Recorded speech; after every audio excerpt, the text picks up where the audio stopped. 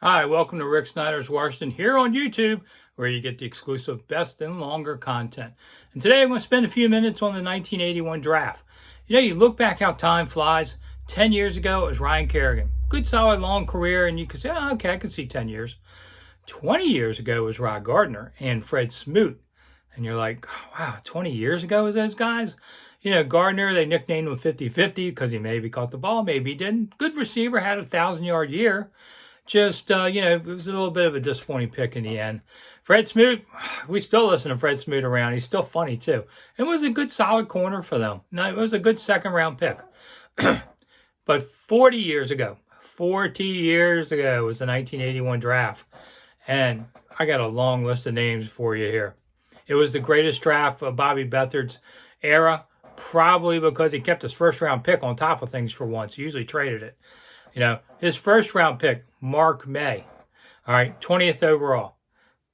Mark May was a good, solid player for 12 years for him on the line. One of the big, dependable hogs. Didn't have a second rounder. I mean, come on, Bobby's not going to keep all the top picks. But his third rounder, Russ Grimm, who is merely a Hall of Famer, taken at number 69 overall. One of my favorite guys, Russ Grimm, was a real Dems and Does kind of neighborhood tavern kind of guy you'd sit and have a beer with after work after he worked all day down the plant or something. I mean, he's from Pittsburgh. He had that working blue-collar mentality kind of guy. I know when he was an assistant coach in Washington, and we were in Frostburg for summers, Russ would get behind the bar at this one place, and he'd serve everybody, and then he'd pay for everybody. So we kind of liked him for that. But Russ was a really good, down-to-earth dude and a great player, an all 1980s player at guard. Really, he and May are two of the hogs that would go on to win 3 rings. So there's your first 2 players, but we're not done yet.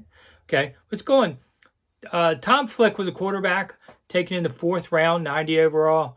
Nothing really there, but okay. Then we go Dexter Manley, 5th round, 119 overall. Dexter Manley is probably the best defensive lineman this team ever had. Played 11 years overall in the league. Yeah, he had some problems at the end and it cost him some time. But he ended as the Redskins' career sack leader. And I know Kerrigan was credited with more this past season to become the new leader.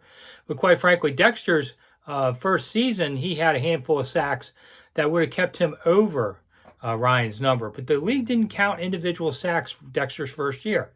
So while we know what the real number is, Ryan gets honored.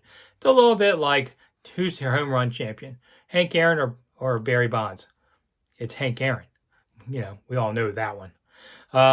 So Dexter, you find him in the 5th round. Let's see. 8th round, Charlie Brown. Downtown Charlie Brown, man. There was a receiver that could run like the wind, make big plays for you, taking 201 overall. This, Brown and the rest of these guys I'm going to talk about would not be drafted today. They'd be rookie free agents because it's a 7-round draft. On there. He played 6 years in the league, was a good, solid receiver for them.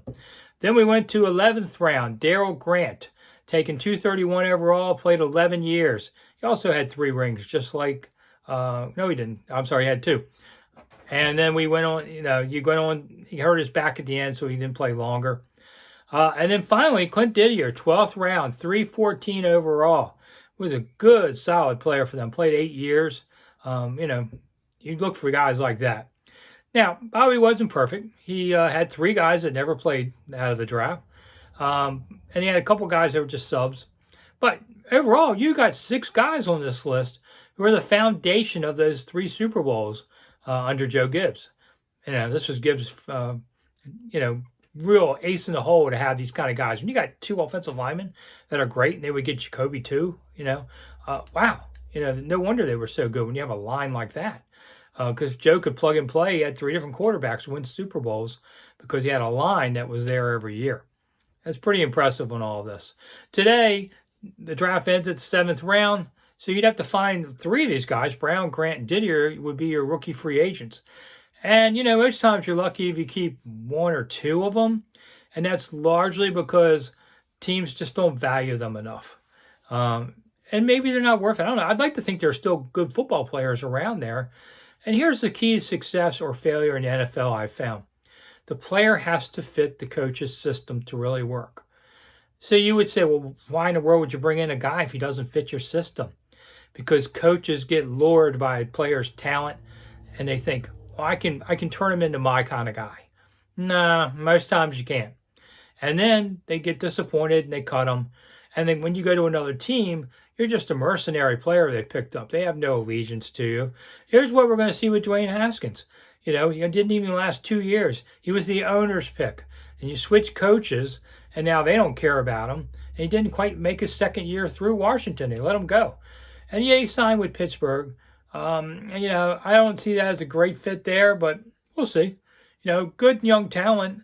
He just didn't fit in here. And that's his, you know, not so much his failure as other teams, you know, maybe they should have never been in a position to take him. Maybe he should have done a better job. You know, there's a little bit of that. But it's always about, success and failure is often about fitting a coach's system. So these guys certainly did back in 1981, the foundation of Washington's success on everything. Okay, well, that's it for today. Thanks so much for coming. Thank you all. We've just hit 1,000 YouTube subscribers. I begged, borrowed, and stealed everything I could to get you guys to that number. Thank you so much for coming. And you can see the regular stuff on the daily social medias like Twitter and Facebook and such. Instagram a little. I do some of the dancing. Oh, I do TikTok, but I can't jump up and down. So we couldn't change clothes. So, all right. I'm Rick Snider for Rick Snider's Washington. Thanks for coming. I'll see you again soon.